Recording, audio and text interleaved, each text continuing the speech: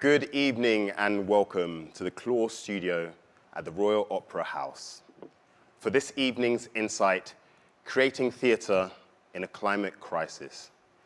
I'm Love Ssega. I'm a musician and a performer and currently artist in residence at Royal Festival Hall's Philharmonia Orchestra. Tonight, I'll be exploring with a brilliant panel how we continue to make compelling and insightful theatre with the backdrop of a global climate crisis.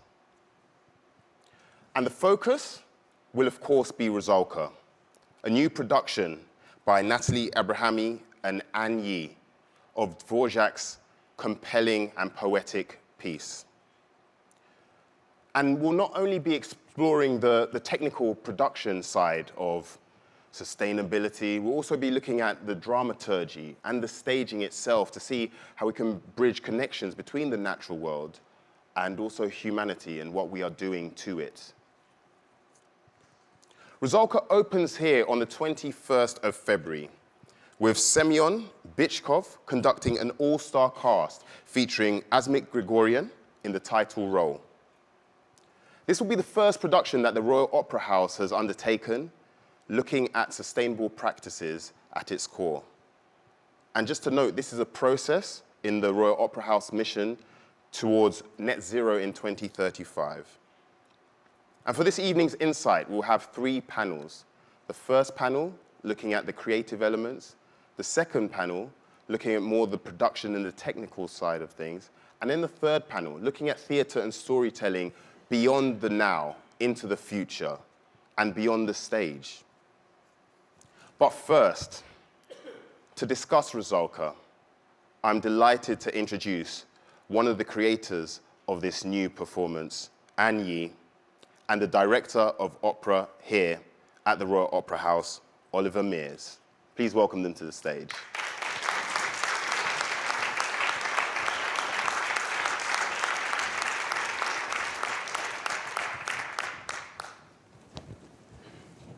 Thank you so much for joining us, Anne and Oliver.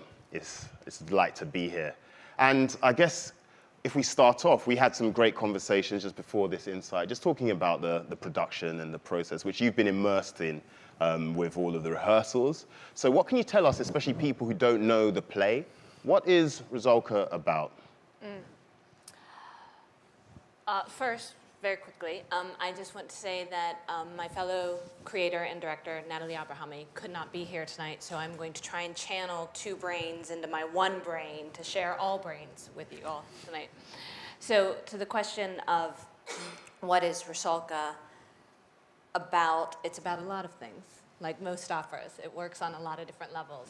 And we could sum it up in saying it's a Czech fairy tale about a water spirit named Rusalka, who falls in love with a human prince and has to go through a transformation in order to be fully seen by humanity. And that transformation is very messy and not as idealistic as some of us would like love transformations to go. And then oh, sorry, Oliver, did you want to? No, I think that's a fabulous précis of the opera. And then it happens in 3 acts. Yes. Which is a nice framing. So how did you then frame it around those 3 acts? So are there some distinct themes that the audience might be looking to when they come on the 21st? Excellent. So Dvorak was a huge lover of nature, and this particular opera, Act 1 takes place in nature, Act 2 takes place in human modernity, or humanity, depending on where you place it, and Act 3 takes place again in nature. And sometimes you can look at that as nature versus humanity versus nature. We are looking at it as the conversation between the two meeting, because a lot of what has come up with us during the excavation of the opera is humanity and nature are not separate. They are the same. And we are looking to reconnect with parts of ourselves that we have let go of and find once again how we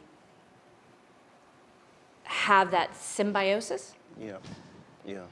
And I think in our conversations, when you're saying you're excavating the text, you're going back to to the text and seeing, okay, with yours and Natalie's eyes, how can you interpret that now and bring something new to this production at Royal Opera House? So we are looking at Rusalka as water. Yeah. So she is water. The beginning and end of her is water. And what happens when the prince swims in the lake is that they both have this connection and this ecstatic moment that makes her want to transform into a human to be with him, but also makes him want to take water with him back into humanity. Not really quite understanding that. And in terms of storytelling, so if we're looking at the title of this insight now, and if we think, what's the purpose of theatre, what's the purpose of art, and what's the purpose of all of this? So right now, if we're saying we're seeing nature in our everyday lives, nature as humans, we're battling nature. So what role now do you say through Rusalka, are you trying to then show another way of interpreting or looking at this relationship? So I guess it's like if you look at a tree and you think a tree is other, and you look at water and you think of water is other, and you look at earth and you think earth is other. If we look at Rusalka as a water spirit coming together to meet humanity, then we are no longer othering that. We are recognizing that it is a part of us. Yeah. So, and Oliver, as director here at Royal Opera House, you're a curator and also a commissioner. So how do you find bringing in different interpretations, new productions into the Royal Opera House to your audiences? Well, it's one of the great pleasures, of course, to be able to curate a programme across a season and across a period of years that has variety at its core, that you have a good mix of repertoire going from Baroque through to contemporary pieces, incorporating lots of different cultures and nationalities, and that's why it's so important that Czech work is at the core of our repertoire.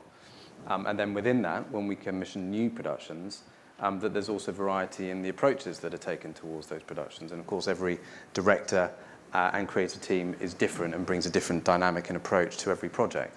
And that's one of the most pleasing aspects, I think, of the job, to be able to bring creative teams together to work on specific projects. And I already knew a lot about Natalie Abrahami's work, not so much about yours, Anne, before we met. And I knew that she would bring an incredible amount of rigor and detail and thoughtfulness, and also something that I really came to know and appreciate about Natalie is that she has an extraordinary social conscience and sense of responsibility to others and to the planet, actually. And I thought that it would be interesting to explore this piece, this opera, which, as Anne has so eloquently said, is about nature and mankind's relationship with nature. And it's overdue, I think, on the opera stage, a level of discussion about the implications of what we're doing to the planet and how that can be expressed artistically. And I think the fact that Anne and Natalie were willing to come on that journey and to present this piece with that interpretation, but also with an incredible degree of artistry as well and imagination, was very exciting. Yeah. Yeah. So, Anne, having heard all of that glowing praise as well, how have you found this process as well? Because I think, as Oliver's mentioned, as you can see, there's a big team behind it. So there's a creative team, and we'll hear later actually from the production and the technical side of it. So who else has been involved in this process in terms of making it? So many people. Our set designer, Chloe Lamford, and our costume designer, Anne-Marie Woods, are part of the core team with Semyon, the conductor, whom you mentioned earlier. But just going back a little bit to what we're saying about climate and what you were just saying about investigating the piece and nature, one of the, and also Natalie's rigor in social consciousness, which I share, that we've invited the conversation for parameters about how work is made. So a lot of times when we've been making work similar to how we treat the environment and similar to how we treat our own appetites, we go, oh, I want to do that. Oh, can I have this? Oh, I want to do that. Can I have this? Can I have this? Can I have this? Oh, I want to do that. Can I have this, this, this, this, this, this? That's going to make that better. That's going to make more art. We need more lights. We need more costumes. Breathe. What do we need? What do we need to tell the story? Where are the parameters? And how can we use, invite, and investigate imagination within those parameters? So back to what you were saying about the larger conversation, as the design and the concept and everything moved forward, we were constantly asking ourselves questions in collaboration with Cleana, our production manager, and the entire production team. That footprint, that cost, we don't need that. That footprint, that cost, let's find another way. That footprint, let's find another way.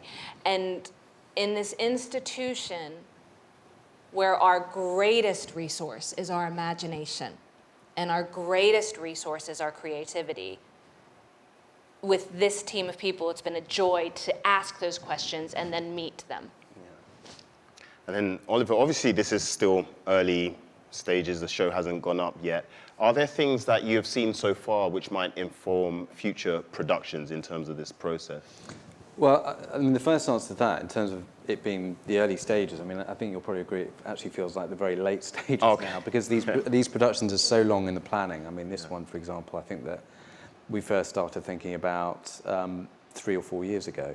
And of course, there's a huge number of steps along the way to where we are now, which is more or less towards the end of the studio rehearsal period and about to go on stage. So it feels quite late in the day. Oh, I'm feeling it. I'm feeling it, yeah. I think that what's most interesting for me, and what really came out of thoughts during COVID, in terms of the themes that you were talking about, Anne, and again, this relationship between humanity and nature, is that I think we were all forced to reflect at a time when we couldn't present work on our stages, certainly not in the conventional way, on what were the implications of this extraordinary seismic event, this pandemic. And of course, one of the implications was that this pandemic had obviously been created by over proximity of nature and humanity. I mean, that's how they certainly theorized that this virus entered entered a human for the first time. They're still conflicted about whether it was, which animal it was from. But it was the fact that humanity had encroached on nature to the extent that it did, that these viruses were entering the human system, so to speak, for the first time. And also, we were driven to reflect on the fact that one's health outcomes, if you got COVID, were very much linked to the level of pollution that you experienced in the air.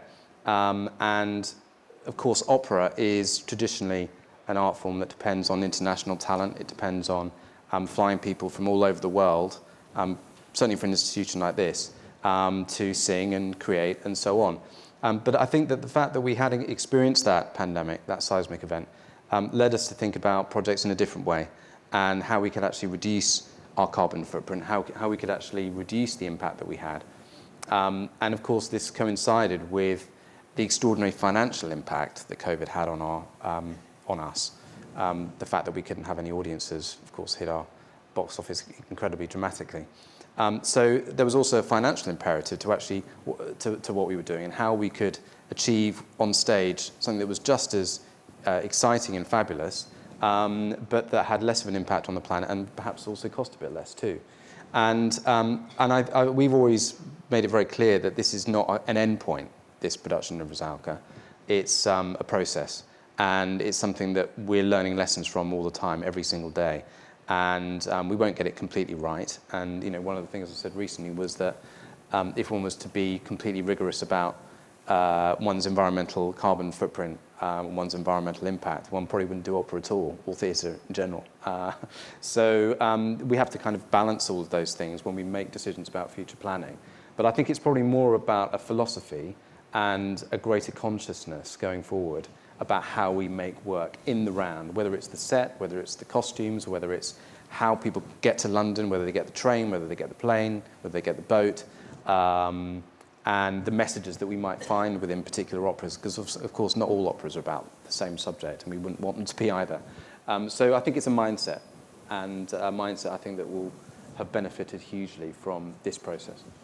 Yeah, and it's fantastic. We'll get to speak to some of the production team in the next panel. And I think my last question here, it goes to you, Anne, is I was fortunate to witness one of the rehearsals on Friday, and it's going to be such a magical experience for everybody who comes to watch the show. And you've left so many great quotes, and here's one: not judging ignorance, displaying the appetite. Displaying the appetite. So just if we could leave the audience with this little quote, how could you expand on that? So in Act 2, so we were talking about nature and then going to human modernity and then going back to nature. We're placing Act 1 in kind of a prelapsarian nature's idyll before it's been affected by anything other than itself. And then Act 2, of course, is when the prince takes Rusalka back to his palace, and she's in this incredibly foreign environment that is very free with its appetite and allows excess everywhere. She's confronted with this excess and this thing about othering, this thing about not understanding our connection to each other. If we practice that fully, even when we're displaying this thing that we think is harming our environment. So for instance, she's in this palace where everybody has everything they need, and they're kind of draped in fossil fuel, representation of fossil fuel. That ignorance, like, we have to educate people, and that's only through that, only through telling stories, only through education that people can make better choices. And so the appetite is there, and we need to look at it and see that we have that appetite in order to make the choice to change how we address that appetite. Well, that's fantastic and a wonderful way to end the first panel. And it's been great to have you, Oliver and Anne, and also representing Natalie Abrahami as well. And thank you very much. And we look forward to the production on 21st of February. So Thank you, Ssega. Thank you very much. Thank you. yeah.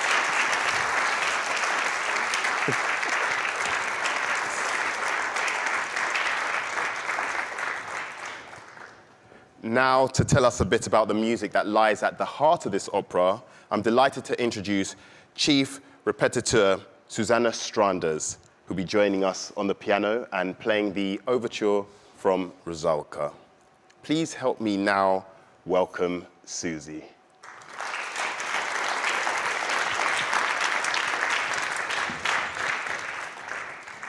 Thank you, and good evening, everybody. As chief repetiteur, my principal job is to represent the orchestra at the piano with just 10 fingers and hopefully a vivid imagination. Now, every day of my life, I walk into a rehearsal room, and the skill of playing orchestral reductions at the piano is expected of me. But this score of Rusalka is a score like no other, and it's an absolute joy to play. It is so symphonically written, and it is so colourful in Dvorak's use of instrumentation and texture, and so evocative of drama and storytelling, that I honestly believe, and I'm bold enough to say, that I could play the whole thing to you without a singer singing a single note, and it would stand quite proudly and happily on its own as an orchestral piece. Now, how does Dvorak do this? How does he make such a wonderful storytelling through the orchestra? Well, it's almost like the orchestra is a principal character in itself, and it has its own narrative. Now, Dvorak uses recurring motifs. These are recognizable melodic strands or rhythmic patterns that might allude to a character, a place, an emotion, an atmosphere.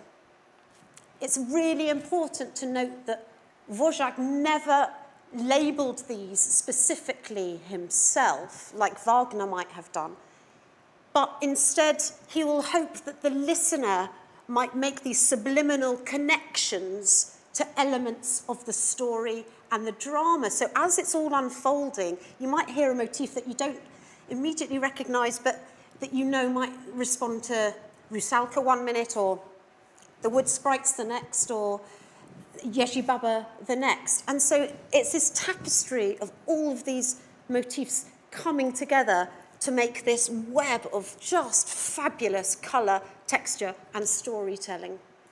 Now, I thought I would demonstrate how some of this works by playing for you the overture, which I believe is a mini opera in itself.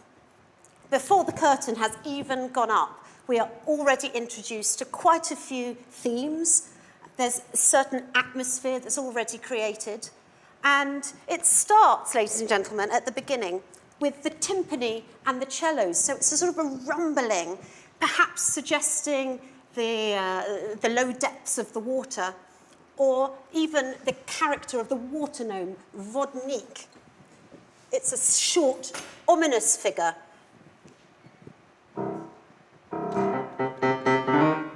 Sort of shivers at the end.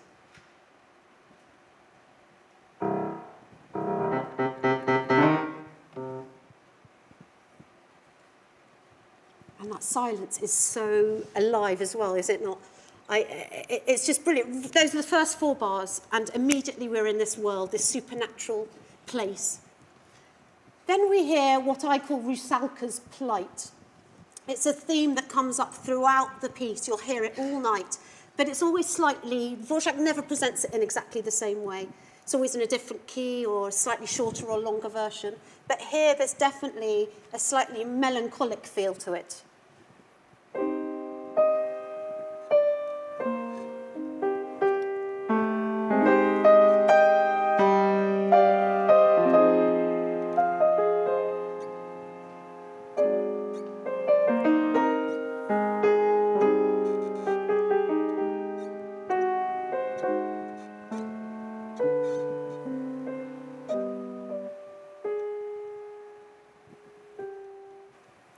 And more silence. And again, we get that motif of the sort of the. In my mind, I hear it as very much sort of depths of the water. But I mean, you might hear something else in it. But it's definitely very, very evocative. As the overture goes on, we arrive at the warm key of E flat major. This is a whole different world. And we hear the theme of the prince for the first time. It's played by the French horns. And I often think of horns, I associate them with hunting and the forest, perhaps. So we have not only the prince, but a sense of the forest as well.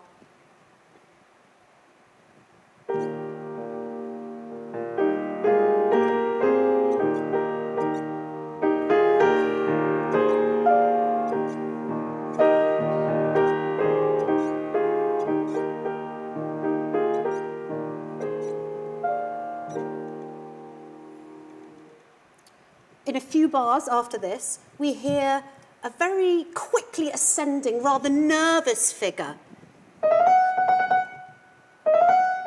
It's actually quite tricky to play. I must have played it 300 times today, and it probably worked, I don't know, maybe 100 times. It's a bit potluck. These are...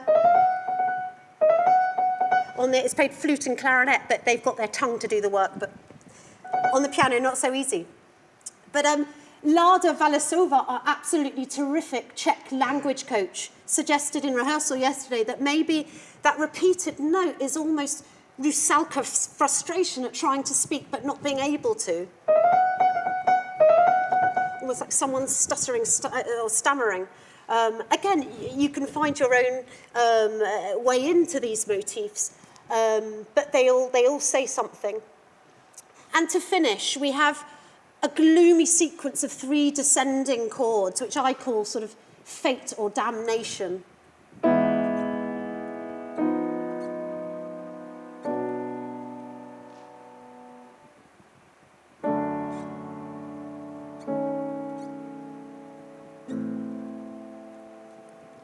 There's just a sense that maybe this might not end so well. I'm going to play the whole thing to you now, but I did want to say that a big shout out to our conductor, Semyon Bichkov. I mean, ladies and gentlemen, I work with conductors all the time, and there are guest conductors coming to the Royal Opera House, and obviously I work with Tony Pappano a lot, and every now and then you work with a colleague or a conductor who enables you to bring of your best, and Semyon Bichkov is one of those people. I am finding this an utter joy and a privilege to make music with this man. He is a sensational musician and a very, very lovely person. And we've done lots of musicals over the last few weeks, sort of putting this all together. And yesterday we played a section, and he looked at me and he said, Susie, there's not a single note or a single marking in this score that doesn't deserve to be here. It's perfectly crafted. And I believe it is, and I think, I know you'll be in for a fantastic evening when you come to see it. Anyway, to finish, I will play you the whole of the overture to Rusalka.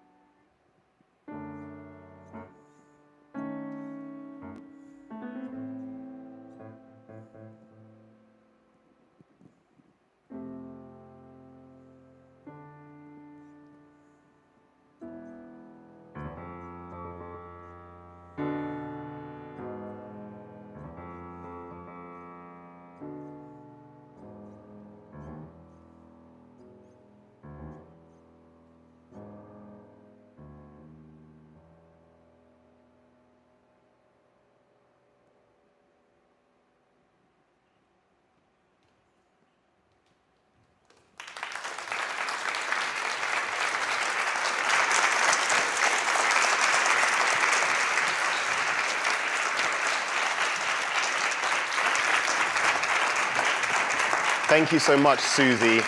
And such a treat after such a long day of rehearsals, so we really, really appreciate that for coming to play for us here.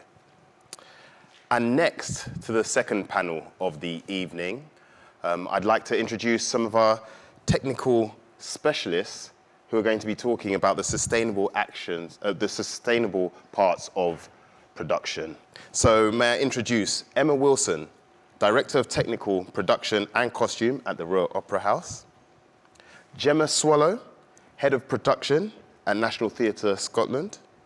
And Jennifer Taillefer, Production Manager, Designer, and Certified Carbon Literacy Trainer.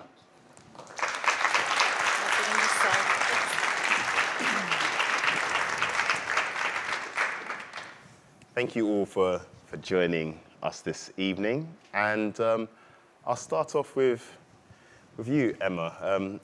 So you've talked about before, obviously you're in charge here at Royal Opera House, but fringe theatre, where a lot of people start, that's, you said how that was quite sustainable because you have to beg, steal or borrow to try and get props and the like. I think working backstage in theatre, so I've got the great privilege of working with all the technical and production and costume departments here. And one of the things about theatre, working on so many different scales, is that you get people who are very committed in terms of sustainability, partly because they may have come from smaller, like I've come from fringe originally, many decades ago, where you have to be frugal, you don't have very many resources. But then even something on the scale of the Royal Opera House, where you do have people who still have that same ethic and they still have the same way of working, who want to be mindful of the way that they use resources, mindful of the way that they use materials. So really, when we talk about sustainability in productions, we're pushing an open door very often with many of the people that work in theatre. And I think one of the turning points for us during the pandemic was we've all talked about this all of our careers, all of our lives, and we've always, as colleagues, talked about how we can work together better. And then during the pandemic, there was an initiative by the Theatres Trust and the Association of British Theatre Technicians to produce something called the Green Book. And there are 3 chapters, one for buildings, all our heating and ventilation and cooling. Not all of us work in venues, but obviously we do. One for operations, the things that we do here, how we work here and merchandise and so on and so forth. But ours is the Productions Green Book, and so that's what we're working with really right now, to look at how we codify what we do, how we measure what we do, and how we talk to each other about what we do in terms of green production. Yeah, and I think that's fantastic to hear because we're fortunate to have a few student theatre makers in the audience from University of Arts London. Their AKO Storytelling Institute have invited some of them down, so it's great for them to hear this. And as you say, Royal Opera House is a venue. National Theatre of Scotland, Gemma, you do touring. So then what considerations do you have when you have a production and then you have to tour it to different venues? Yes, it's a conundrum, really.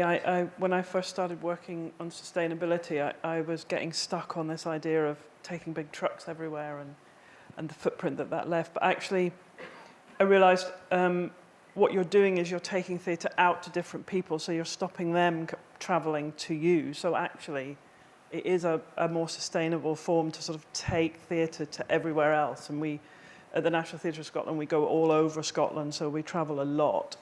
And it saves people travelling to Glasgow or to the Central Belt to come and see theatre. So actually, it works quite well. And we're also I mean, we concentrate a lot on the production values and and reusing everything that we have. And actually in Scotland, because we're such a small community and a small theatre sector, we've been doing this for decades. We've been borrowing stuff, and again, from financial reasons or just because we haven't got enough room to store a lot of stuff. So we've been actually working in this way for a very long time, very successfully, and now since the Theatre Green Book has come along, it's solidified how that process works. So interestingly enough, having sat in rooms with people from England and stuff, it doesn't happen quite as much here as it does in Scotland, which is very interesting. And now people in England are realising that they can actually borrow stuff from people that are a couple of hours down the road, and how much better that makes their footprint and how much cheaper in the end that can actually be. So a bit more about the theatre, the Green Book. So is that, so you said England and Scotland, is it the other nations in the UK yet? Well, it's also throughout Europe as well, so it's been translated into different languages, and so it's a series of provocations sometimes, it's a series of measurements, it's a series of targets, and the National Theatre as well, who one of our colleagues was meant to be here tonight, sadly couldn't be with us, have been at the forefront of what we're doing in England particularly. It's different ecologies in different nations, and we work together in opera, particularly with some of our colleagues throughout Europe in an organisation called Opera Europa. And in that group, we're talking about modular scenery. We all make big shows. How do we make it with less steel and less wood? So that's a different kind of ecology and a different kind of community. So we're part of the UK, but we've got an English community, but we've also got a European community. And we need to be part of all of those different conversations to make different inroads at different places. But it's not just about the making, about the materials that we use, it's also about the conversations with our directors as well.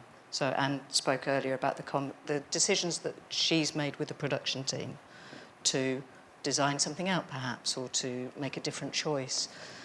So we can use all the sustainable materials we like and the best wood and the best steel and recycle as much as we like, but we also need to have that dialogue with our creative teams so that we work together collectively to green our productions as much as we can.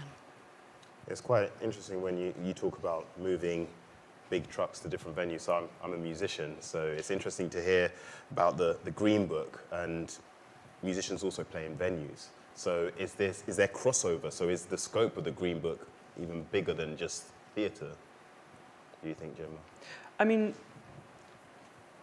yes, it's a conversation that everyone is having now, and the Green Book coming along has answered a lot of the questions that everyone is having.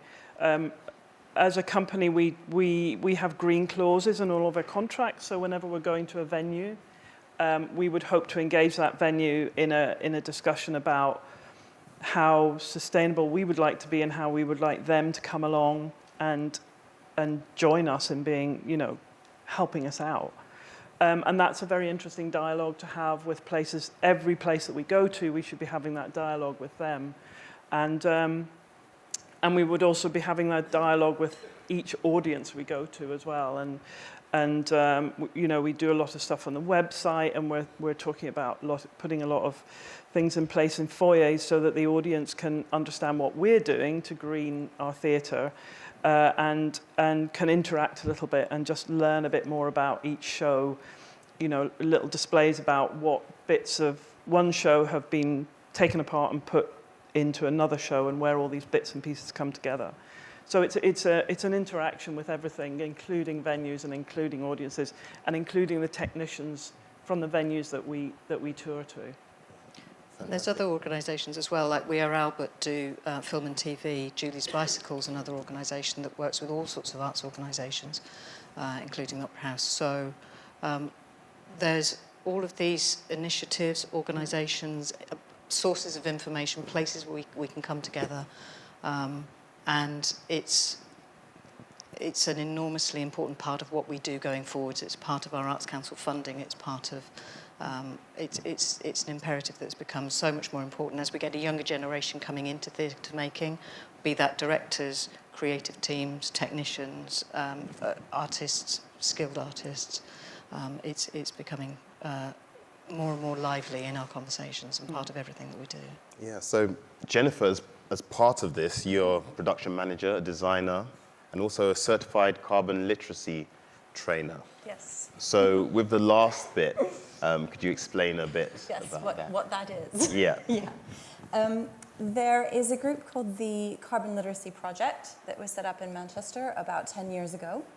And their goal was to bring everyone to sort of a same baseline of knowledge and terminology and understanding around the climate emergency and what we're facing and what we can start to do about it. But rather than just creating a single training, everybody did, regardless of how we spend our day or what our work is. They created more of a matrix. So the training all has to touch on certain things, certain terminology, certain levels of knowledge, but then it has to be tailored to the learners. So the one that I deliver is specifically tailored to performing arts. So we use examples from our industry, who's doing what, who's trying what out, what conversations are being had, how does the Green Book come into our work, how do we start conversations with different members of our teams. And so it really gives people the knowledge they need and the understanding, but also how to apply it practically when they get to work the next day. Yeah. So how does a creative team then approach you? At what stage do you then come into the process? So I work in a couple of different ways. When I'm running the training, what we very often do is have loads of different departments. I'll train across an organization, and that's really, really helpful because we can get a little bit siloed sometimes, and development doesn't always have a chance to talk to the sound department, you know. And when we come into this training, not only does everybody then have a common language and they've learned the same things, but they can start to have those conversations cross departments. Go, oh, you do that. Oh, well, we can do this, or we support in this way, or that's interesting, we didn't know that. And there's lots of great information that changes hands. I also run it for groups of freelancers. And as a freelancer myself, one of the amazing benefits of the Green Book is that in a similar way, it's giving us a common language. So rather than as a freelancer coming into a venue and having to understand the sustainability requirements of every venue, I can come in and say, oh, what Green Book standard are we working to? And that's a shorthand, and we know what that means, and everyone's working the same. But I do train freelancers, I train executive teams, I train board members. It's really lovely to see that the interest in this is across all departments and all areas of the industry. Yeah. And have you seen a change in direction from when you first started out doing the training to now? Yes, I've been running it about 2 years now. And it's certainly picking up momentum in a really lovely way. I think part of that is that people genuinely care about this. They don't always know exactly what to do about it or how they can engage, but it matters to people. We're talking about our home. This is, you know, and many people find that they're doing one thing in their personal life and then they come to work and they're not engaging in the same way. And they want to bring that care about the planet and care about the climate into their work life because it's where we spend so much of our time. So that is shifting. I also think that having organizations like the Arts Council, you know, making part of the funding contingent on it, having organizations like Julie's Bicycle we're needing to report to, there really is a combination that we need. It can't just be personal responsibility or people in the organization deciding. We need government on side and we need it to be part of our funding. It all works together that way. So I think it's those two things. It's people wanting to drive this and then our funding partners also driving it. Yeah. And Emma, since we're here for Rusalka, are there any sort of things you can share with the audience in terms of decisions that you've made with this production? Okay, speaking on behalf of my colleagues who have made these decisions, because they do the work and I just sign the bills, I think, at the end of the day. We've designed out, I think there was and shout at me if I'm wrong, I'm sure, but a kind of a glass structure which would have to be made from polycarbonate. So a form of plastic that was designed out of the process because there was no other way of making it other than using that volume of plastic. And that's a decision that the team would have discussed together and decided whether that was a design decision they were comfortable with taking forwards and could justify, or whether they would find a different route. A lot of the costume, a lot of the scenic dressing that you'll see was made from recycled costumes. There's a lot of costumes that we dug out from our stores. We keep everything we've ever made. And rather than throw anything away, then we've recycled some of our costumes into some of that sort of scenic dressing as well. So you'll see that in the set when you see the show. Yeah, and obviously challenges to this are lead times and money. Time and money. It's always time and money. Yeah, so how does that get built into different decisions when you're looking to be more sustainable and you're having to justify it to other people? I mean, it's an interesting one actually, because it does take a little bit longer to think about these things and maybe to have conversations backwards and forwards. Money, I mean, I work on a different scale to the Opera House, but I haven't found that my budgets have changed at all. In fact, what's happening is that there is less money being spent on things, on materials, and more money on labour and people, which is a good thing. It means that our freelancers are getting more work, but it's moving the money to different parts of the budget and not necessarily increasing it. So actually that's been quite an interesting outcome of all of this, that we're just spending less on things and more on people to reevaluate and to reimagine these things and turn them into something equally beautiful. And yeah. Well, fantastic. Well, I've got one last question. It'll be a quick fire one to all of you. In terms of creating networks and supporting grassroots, I mean, you've mentioned obviously the Green Book. Is there anything else for either small to medium-sized venues or budding theatre makers where you say, oh, take a look at this initiative that you'd like to highlight?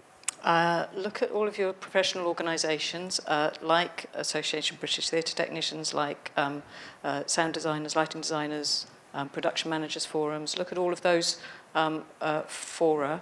They are really great places to have those conversations, and often have a sustainability committee or group on the side, because this is embedded as part of everything that we do now. Health and safety is, sustainability is, it's a key part of what we do. So look at all those kind of professional organisations and join them, and you will find a place to have those conversations.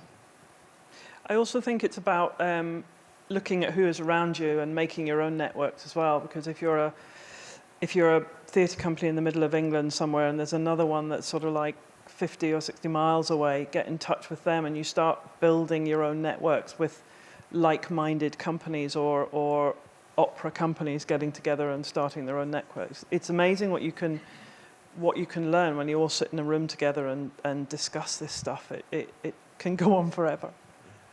Jennifer? I'm trying to think of something to add because I think that was quite lovely. I think it's also about not being afraid just because you're the new person in the room to ask the question. Yeah. And to, there's ways of going about it, obviously, but I think when I'm working on a show, I welcome that. If someone says, I have this idea, or is there a different way we could do that, or I'm wondering why we're making that choice. It's hard to do, but I would encourage people coming into the industry to do it. Yeah. Also, I think you made a great point earlier, just to reiterate to freelancers who make up the bulk of some parts of the industry, that they can do the literacy training, and so they don't feel alone, and it might make their work a bit more easier. So that was a great piece of advice as well. So I'd like to thank all three of you for your insights today. Welcome. So thank you very much. Yeah, thank you.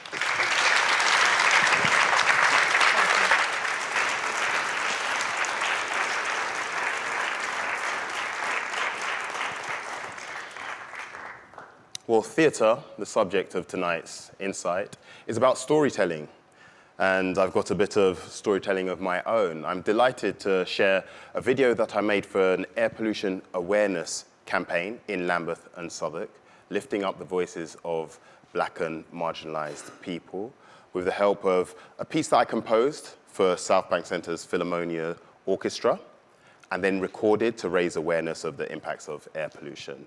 And you'll hear new poetry from Jada David of Poetic Unity from Brixton. So enjoy.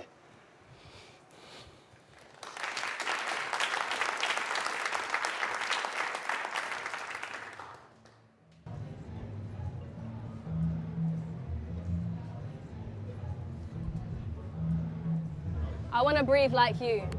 These streets are mine too. For far too long, the marginalized have had to pay the price of nepotism, classism, and racism. with their lives. We want to play ball, ride bikes, kick flip and picnic without it leading towards a deterioration of our health. We have pride in our ends, pride in ourselves. But what's pride when your body is seen as collateral damage? What's pride when babies and children and elderly people cannot manage because their right to clean air has been taken? And don't be mistaken, when you leave your home to clear your mind because the air isn't fresh outside, go out there and the gases you inhale have death inside. I want to breathe like you. These streets are mine too. Often we think about the problems we can see, but what about the ones that we can't? The air we breathe, poisoned and polluted with CO2 from cars on busy roads, and tons more from burning waste way too close to homes. Don't I have a right to clean air, or am I only an heir to polluted roads by residential homes? I want to breathe like you. These streets are mine too. Rich businessmen not paying fines for breaking environmental laws, but it's the black and the poor that have to pay with their lives. When clean air is a luxury, death is the price for those who can't afford it. I want to breathe. I want to breathe. I want to breathe just like you. These streets are mine too.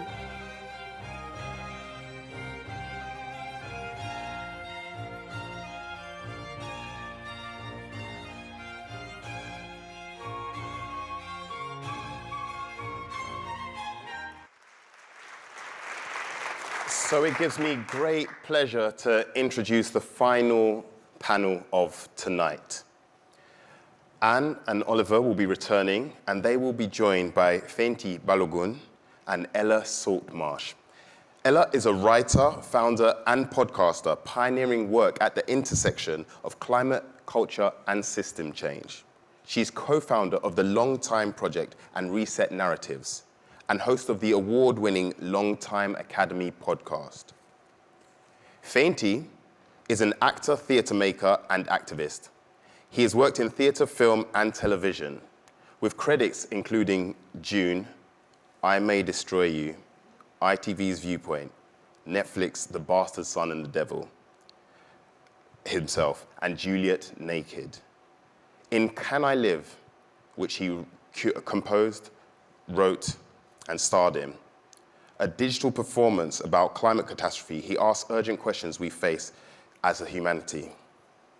Not only that, as a speaker, he's spoken at UN COP26, the Scottish Parliament, Cambridge University, and YouTube Creator Summit. So please, can we welcome Anne, Ollie, Ella, and Fehinti.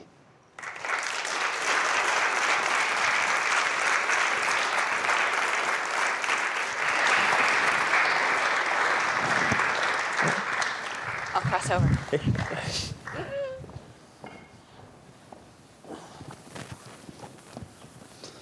Well, thank you for joining this conversation. Thank you for returning.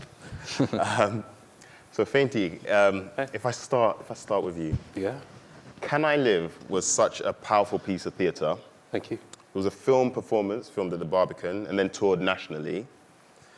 And so my question is, you've been in Hollywood blockbusters, award-winning TV, and the biggest stages in the West End. What made you lend your voice and also use this film performance method for Can I Live? So lend your voice to the climate crisis in this way. Yeah, cool. Why did I do that? And to quote my mum, ruin my career. That's for quite what she said. Because I had to.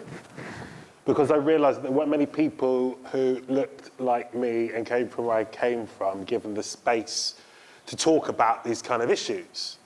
Not only that, but as a performer, some of you who are performers or directors might have experience, you jump social class really quickly. Really, really quickly. Suddenly you're in rooms that none of your friends have ever been into. You're in places that you've never thought you'd be or want to be or felt comfortable, and you're there. And you hear some of the conversations happening, you hear some of the ways things are dealt with, and you think, oh wow, like you've never thought about this other thing. So I felt like my purpose was to not just use my privilege and time to talk about this thing, but to connect the two parts of society through my own experience of how we can move forward, and prove my mum wrong. Brilliant. And she was she also in Can I Live? She was in Can I Live. My mum was a huge part of Can I Live. A lot of. I mean, the show chronicles me not knowing anything about climate change at all ever, and not really caring. And then suddenly it took over my life through very simple things, and all of a sudden it was all I could talk about. Because we have this very individualistic narrative about how climate change is. It's our fault. We did it. We're the only ones that can solve it. And in my life and in my mum's life, it's like, well, I went to work this morning, and then I came back from work, and I did more work for tomorrow's work, and then I cooked your dinners, and then I went to bed. So when did I do it? When did I ruin the planet? And but it is that question of like the individualist narrative of I'm the one that's going to solve it versus the companies and the structures and the people. That's actually the conversation. It's not about me trying to recycle my cans. It's about like the institutional injustice and the fact that our government is still trying to open up new places to extract oil and gas, and the fact that this comes straight to our arts institutions, where we're like, how can these two things work against each other? How do we see ourselves as separate from the world that we live in? We can't, because art reflects life, right? So that's kind of it. No, fantastic.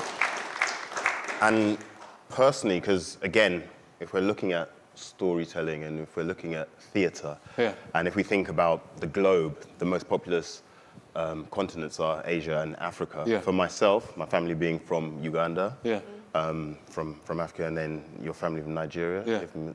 Seeing your story as a fellow young black man in London, it was powerful for it to be shown in theatre in this way, in terms of storytelling. So I really appreciated that. And I think it goes to show having different narratives enlightens everybody.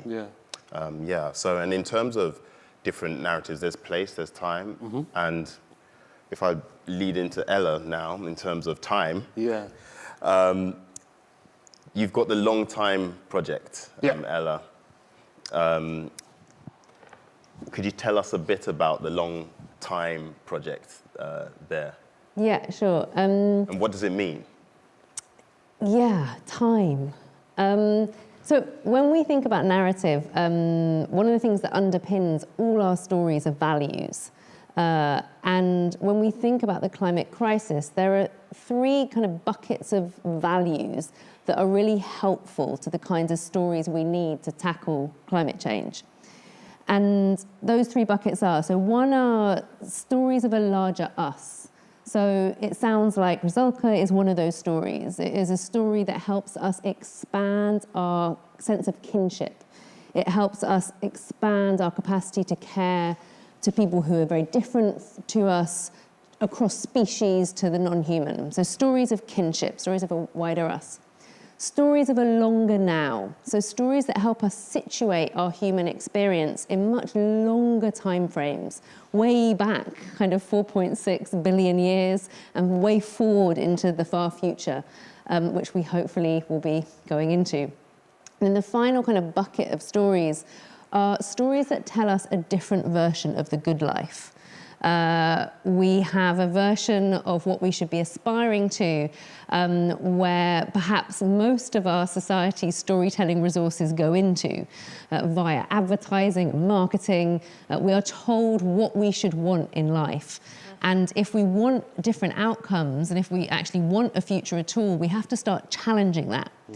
So it was in all of that context that, as someone who both is a writer for stage and screen, but I guess over the last decade have been focusing a lot more of my attention on the collective stories we tell, and how we can support different kinds of storytelling, time became a theme. And we started to wonder whether getting people to stretch their sense of time might help people think of themselves as ancestors. So these ideas that I'm talking about now might or might not sound new, but they're definitely not new. They're very ancient ideas, and many other cultures have them deeply embedded into their DNA. Because to survive for millennia, you have to be thinking of yourself as ancestors. You have to be thinking 7 generations ahead. And so we began this huge program of work, which is really looking at how do we cultivate cultures of stewardship at scale?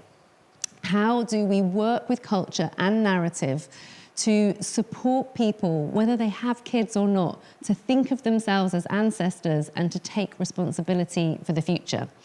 So I will stop because I can talk about time for a very long time, but that, yeah, to answer your question. So, and actually, when you talk about time, which then leads into Rusalka, because Anne, you've mentioned, well, there are 3 acts. Yep. And they're set in different times. And in Act 3, when did you decide to set that one and why? Great.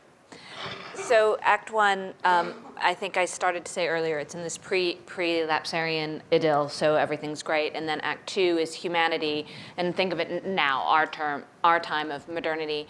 And Act 3, and Act 2 is kind of only a week or 2 weeks later than Act 1, but it's also like 100 years later when we figured out how to build things and there's all this other kind of stuff. Act 3 is only a couple of weeks later, but it's like 100 years later, and it's the apocalypse, essentially, when the results of our appetite has left the environment empty, demolished. We've taken the resources, we've spent the resources, and this is what we're surrounded with. So the way we're doing it on the set, just going back to what Emma was saying, we were originally, when you talk about nature, and of course Dvorak's lake is very famous, and the lake in Rusalka is very famous, and we were like, lake, and we were like, water, and then we were like, no water, because you can't recycle it in a way, the footprint's bad, the temperature, the this, and using imagination, figuring that out, because, sorry, slightly tangented there, but it's just going back to how we're connecting to what Emma was saying about changes that we had made. But it is about time. And that's what fairy tales give us, and that's what stories give us, and that's what ancestry gives us, is this idea of going, what does an action now look like here? Not just here, look like there. Not just there, look like over there. Yeah, I think that's very important, and the role that theatre has to play in showing other people this. So, Oliver, in terms of these different narratives and looking at things in different times, and in terms of stories and new stories and putting them on and finding space for that, are you finding that is that something you're looking to do now in your role, or is it? Well, I've often said that people come here for stories, but they also come here for our story, and I'm really interested in this idea of ancestry and the responsibility that we have for future generations, partly because we spend a lot of time thinking about the fact that this theatre has been here in some form or other for 300 years. So in terms of the work that we put on stage, in terms of the singers that we present, in terms of the conductors, the level of musicianship, we're always trying to do justice to our ancestors, our artistic ancestors, but we don't necessarily think in those terms in 200 years or 300 years' time. And so that's a really fascinating provocation for us to take that responsibility on and to make sure that the story we tell about ourselves and how we operate and how we make work is one that people can be proud of now, but also in 50 years, 100 years, 200 years. Maybe that's too idealistic, but I don't think there is enough thinking in those sorts of parameters, because I think it's that kind of thinking that generates that sense of responsibility. So I think that story is almost the most important story, because I think that not every opera, as I said before, can be about climate change, nor would we want that. It's really important as well that the stories that we present, like Rusalka, they also tell a story about humanity and the relationships between people and the desperate predicaments that people find themselves in, which is what opera is about, what theatre is about. And we need to be careful that when we present those stories, it never comes across as being a lecture, or it never comes across as being overworthy or earnest. that fundamentally it's the artistic core which justifies why we're doing these plays or operas or whatever they are. And that's what seduces us. And it's the interpretation that we lend those stories that enables us to find out more about ourselves, and that's what's so interesting about Rusalka. So I think there probably will be other operas that we do that with. What they are, I can't say yet. I'm sure that there will be a compelling climate change opera. I can't quite imagine what that will look like. I'm sure someone's already written one. But I know, for example, that someone like Casey Mitchell is incredibly engaged on these subjects and has actually been investigating the extent to which an opera can be in itself carbon neutral if it's powered by bicycles. And that was something that she was talking to me a lot about quite recently. And she's also engaged in collaborating with a composer on a climate change opera in Denmark, I think. So these things are happening, and we want to be part of that story. So Fehinti, Can I Live? It had music, live music, performance, singing, rap, poetry, scientific fact. You didn't call it an opera. But it was shown at Adelaide Festival and Sydney Opera House. It was, yeah. So how did you find that process in terms of, even for yourself, where you might not have started off as a writer, you were an actor and a performer, how have you found writing something like this, theatre in a climate crisis, and then putting it out, and then seeing how it's travelled, not just across the UK, but then internationally, and how people have received your theatre in a climate crisis and everything else? It's really funny. People respond to honesty so much better than my psyche will allow me to believe. Like actual, genuine, what's the word? Vulnerability. You tell the truth and people will see you. They'll have a reaction, could be good or bad, but they'll see you. And that is what we've had with Can I Live? It's just like telling the truth of just like what this issue and problem is. And the way we've structured it was that we made sure everybody could see it. So it was a pay what you can thing. This year we'll be taking it to do screenings powered by bikes, funnily enough, all over the UK, which will be held with grassroots communities. So the idea is, well, these grassroots communities will say that they are screening Can I Live. We'll bring in as many people as we can, as well as them, and then they'll lead the conversation on where you go afterwards. Because you watch a piece of art sometimes, you think, oh, that was nice. Should we go home? And then you're kind of left with like hefty ideas and know where to put them. And that's what I was saying earlier about, like, sometimes art sees itself as separate to the world, and sometimes you just have to go, here's the thing that happens next. So that's kind of what we're doing with these communities. We have activists and grassroots communities in the room to talk to about where do you go now and what is this conversation and how do we continue pushing? Because it is a form of resistance, right? Climate change is a symptom of the issue. It's systemic. And unless we deal with those systemic issues, we're just going to get the conclusion of climate change on and on again. And the only way to combat these things is community. Community is how we need to go forward and create art and challenge things.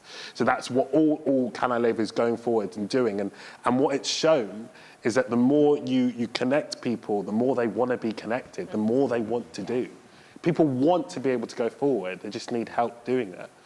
And bravery is required, real bravery. Because as we know, there's no ethical consumption with capitalism. Just doesn't exist. So you do the best you can with the resources you have to keep pushing the boundaries of what is possible, what can be done. We keep going. We keep saying, no, we don't want that, we can't have that. Even though that is standard, we're not going to do that. We imagine more. And that's sparked off from creativity. That's what Can I Live has gone forward to do. And hopefully what we inspire buildings to do, like the Royal Opera House, to keep going forward, keep being brave and pushing for what can be done that has never been done before.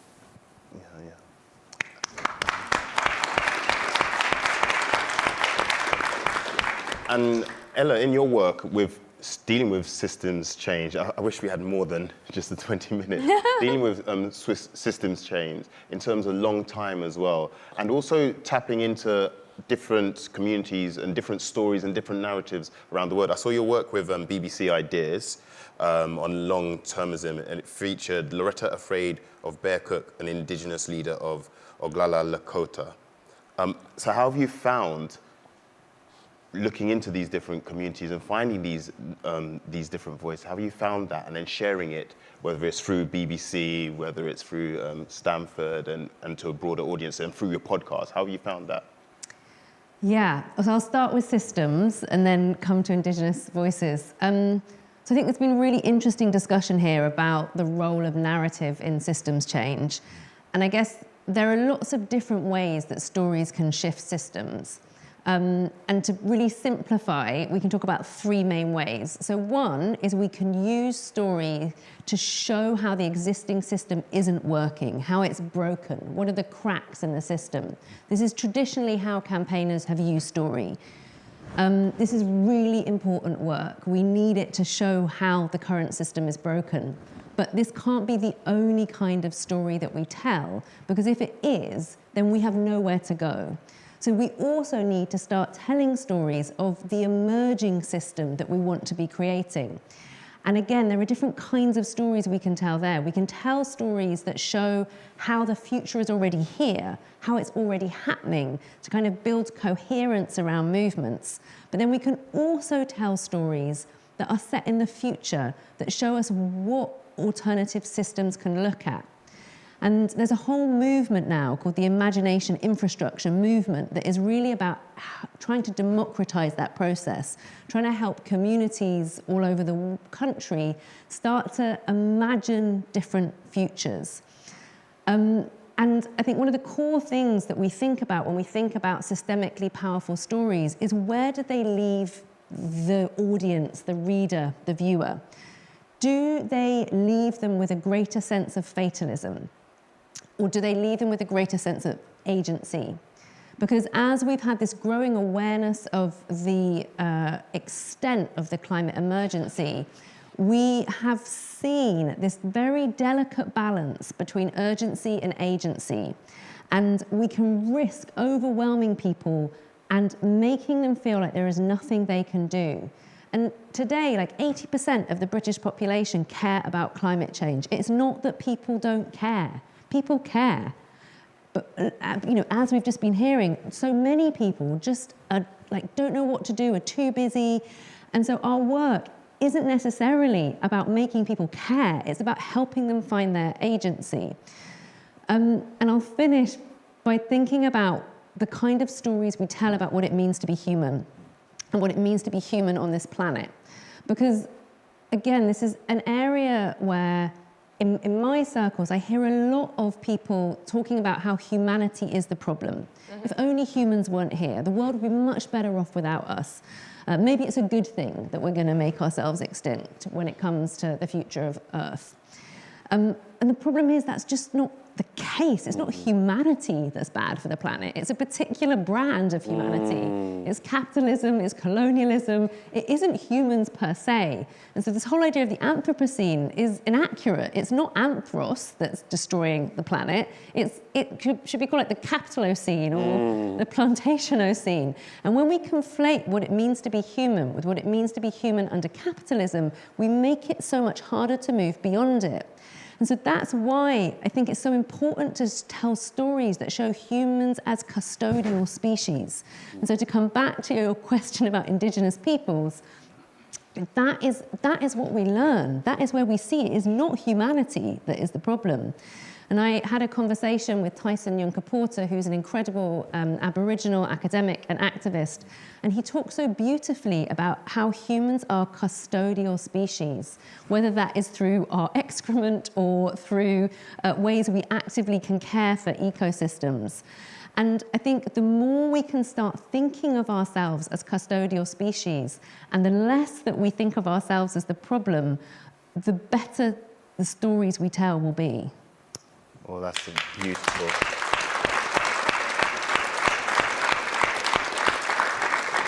Thank you so much. And like I said, I wish we had more time. So we have to bring it to a close here. But I'd like to thank all of the guests, everybody who's here in the Claw, studio, and everybody who's been tuning in worldwide on the internet.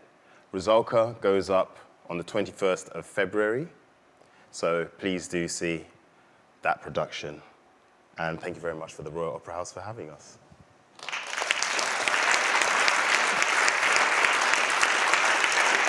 Good.